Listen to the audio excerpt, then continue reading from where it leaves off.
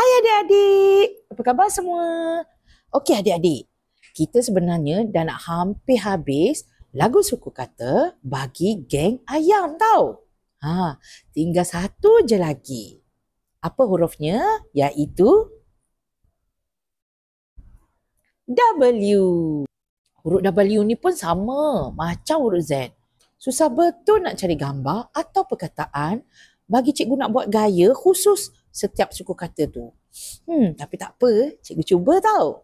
W-A bunyi wah, W-I bunyi wi, W-U bunyi wu, wa-wi-wu. W-O bunyi wo, W-E bunyi we, W-E bunyi we, wo-we-we.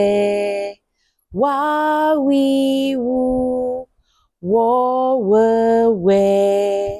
Wa-wi-wu, wo-we-we. Wa-wi-wu, wo-we-we. Wa-wi-wu, wo-we-we. Wa-wi-wu, wo-we-we.